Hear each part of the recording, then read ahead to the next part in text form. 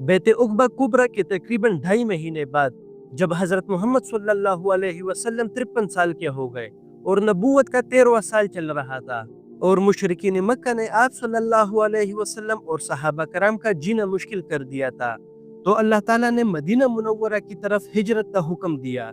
हिजरत के मानी थे कि अपने घर बार, कारोबार, मालो दौलत और गैर मुस्लिम रिश्तेदारों को छोड़कर एक नई जगह आबाद होना था, जहां पता नहीं आगे कौन कौन सी मुसीबतों का सामना करना बाकी था।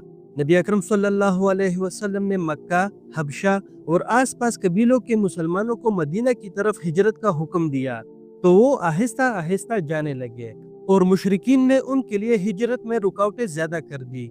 हजरत अबू बकर रज़ियल्लाहु तआला अन्हु ने भी हिजरत के लिए 2 ऊँटनियां तैयार की थी, लेकिन नबी अकरम सल्लल्लाहु अलैहि वसल्लम ने उनको कहा कि अभी रुको, अभी हमें हिजरत का हुक्म नहीं हुआ। मक्का के मुशरिकीन सरदारों ने दारुल अदवा में एक जरगा बुलाया, जिसमें इब्लीस भी एक बूढ़े आदमी की शक्ल में आया था। सब सरदारों ने हालात से निपटने के लिए मुख्तलिफ राय दी, लेकिन इब्लीस उसमें नुक्स निकालता।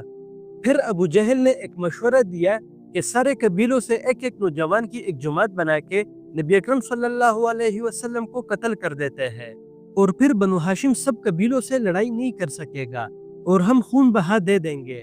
इस राय पे इब्लीस ने कहा, यह मुनासिब बात है, और इस पे जरगा का फैसला हुआ।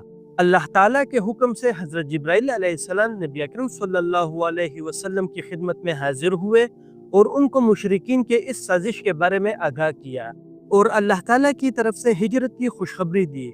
रसूलुल्लाह सल्लल्लाहु अलैहि वसल्लम ने हजरत अबू बकर के साथ हिजरत के लिए रात का वक्त मुकर्रर किया और हजरत अली रज़ियल्लाहु तआला अन्हु को मक्का वालों की अमानतें सपुर्द किए कि ये वापस करके मदीना हिजरत करना, और उनको अपनी जगह बिस्तर पे सोने का कहा। जब रात का वक्त हुआ तो हजरत मोहम्मद सल्लल्लाहु अलैहि वसल्लम ने अपने दरीना साथी हजरत अबू बकर रज़ियल्लाहु तआला अन्हु को लिए हिजरत का सफर शुरू किया। उन्होंने मदीना जाने वाला आम रास्ता छोड़ के दूसरा और लंबा रास्ता इख्तियार किया और जबल सूर की तरफ चल दिए। जबल सूर ऊंचा और मुश्किल चढ़ाई वाला पहाड़ है। यहाँ पत्थर बहुत ज्यादा है, जिनसे रसूलुल्लाह सल्लल्लाहु अलैहि वसल्लम के दोनों घुटने और पंजे जख्मी हो गए थे, क्योंकि आप सल्लल्लाहु अलैहि वसल्लम कदमों के निशान छुपाने के लिए पंजों के बल चल रहे थे। तो हजरत अबू बकर रज़ियल्लाहु तआला अन्हु ने उनको अपने कंधों पे उठा के ले गए। जब ये हजरत गार के पास पहुंचे तो हजरत अबू बकर रज़ियल्लाहु तआला अन्हु ने गार की सफाई की और अपना तहबंद फाड़कर सुराख बंद किए, लेकिन 2 सुराख बाकी रहे, तो उनको आप रज़ियल्लाहु तआला अन्हु ने अपने पाँव से बंद किए। नबी अकरम सल्लल्लाहु अलैहि वसल्लम गार के अंदर तशरीफ लाए और हजरत अबू बकर के आगोश में सर रख के सो गए।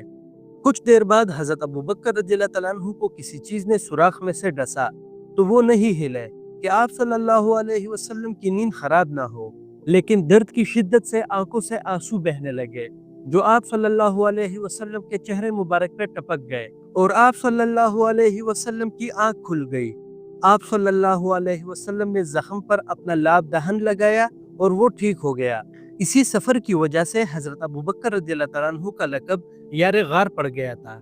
रसूलुल्लाह सल्लल्लाहु अलैहि वसल्लम ने अपनी जिंदगी के सिर्फ 3 दिन और 3 रातें गारे सूर में क़याम किया, जिसका तज़किरा कुरान में भी आया। हजरत अबू बकर रज़ियल्लाहु तआला अन्हु के बेटे हजरत अब्दुल्ला दिन को मुशरिकीन की खबर लेते और रात को गार में आके आप सल्लल्लाहु अलैहि वसल्लम को सारा सूरत हाल बताते और रात गार में गुजारते। हजरत आसमा बिनत अबू बकर रज़ियल्लाहु तआला अन्हा उनके खाने का बंदोबस्त करती और हजरत अबू बकर रज़ियल्लाहु तआला अन्हु के गुलाम हजरत आमिर बकरियां चरा के लाते और आप दोनों उनसे दूध पीते, और इस तरह हजरत अबू बकर रज़ियल्लाहु तआला अन्हु के सारे घराने की खिदमत आप सल्लल्लाहु अलैहि वसल्लम की हिजरत में लगी। मुशरिकीन मक्का ने नबी अकरम सल्लल्लाहु अलैहि वसल्लम और हजरत अबू बकर रज़ियल्लाहु तआला अन्हु को लाने वाले को एक के बदले 200 ऊँटों के इनाम रखा।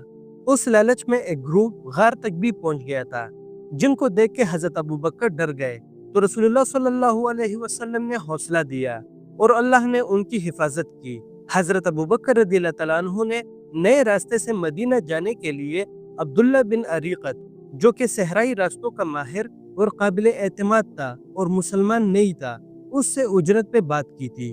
तो जैसे मशवरे में तय हुआ था, वो 3 दिन बाद गारे सूर हजरत अबू बकर रज़ियल्लाहु तआला अन्हु की ऊँटनियां ले आया اور سفر کی تیاری شروع کی۔ حضرت ابو بکر رضی اللہ تعالیٰ عنہ نے رسول اللہ صلی اللہ علیہ وسلم کی خدمت میں اپنی افضل ترین اونٹنی پیش کی تو رسول اللہ صلی اللہ علیہ وسلم نے فرمایا کہ میں قیمت ادا کر کے لوں گا۔ مفسرین کہتے ہیں کہ ہجرت اتنا بڑا حکم تھا کہ نبی اکرم صلی اللہ علیہ وسلم چاہتے تھے کہ ان کا مال بھی اس میں لگے، نہیں تو آپ صلی اللہ علیہ وسلم نے ساری زندگی حضرت ابو بکر رضی اللہ تعالیٰ عنہ کا مال بلا تکلف استعمال کیا ہے، اور حضرت ابو بکر نے بھی قربانی کی مثالیں قائم کی ہے۔ غار ثور سے مدینہ تک یہ 7 دن کا سفر تھا۔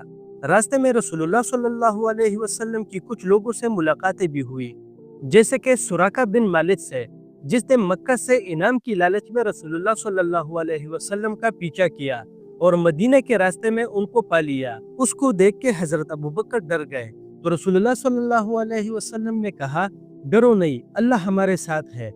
حضرت ابو بکر رضی اللہ تعالیٰ عنہ کو ڈر اپنے لیے نہیں، حضرت محمد صلی اللہ علیہ وسلم کے لیے لگا رہتا تھا۔ سراقہ بن مالک جیسے ہی قریب آیا تو آپ صلی اللہ علیہ وسلم نے دعا کی تو وہ گھوڑے سمیت زمین میں دھس گیا۔ سراقہ نے کہا کہ اگر آپ میری نجات کی دعا کریں گے تو میں آپ کا پیچھا کرنے والے ہر مشرک کو واپس مکہ لوٹا دوں گا۔ نبی اکرم صلی اللہ علیہ وسلم نے دعا کی اور گھوڑا زمین سے باہر آ گیا۔ حضرت ابو بکر رضی اللہ تعالیٰ عنہ کہتے ہیں کہ سراقہ نے اپنا وعدہ پورا کیا اور اس نے پیچھا کرنے والے مشرکین کو واپس کر دیا۔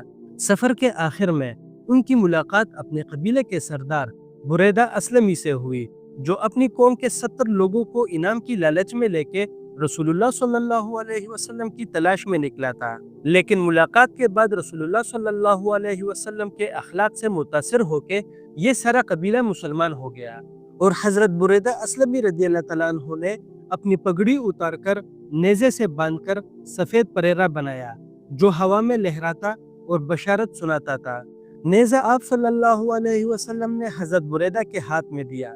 اللہ تعالیٰ کی شان دیکھے کہ نبی اکرم صلی اللہ علیہ وسلم مکہ سے ہجرت کے لیے تنہا نکلے تھے اور اب شاہانہ انداز سے یثرب داخل ہو رہے ہیں۔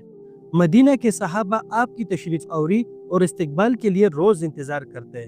غار ثور پہ جانا حج اور عمرے کا رکن تو نہیں، لیکن یہاں کی عشق اور وفا کی یہ داستان نبی پاک صلی اللہ علیہ وسلم سے محبت کرنے والوں کو کھینچ لاتی ہے۔ بیت اللہ سے تقریباً 3 میل کے فاصلے پر جبل ثور میں ایک چھوٹا سا غار ہے جس میں کھڑا ہونا بھی ممکن نہیں۔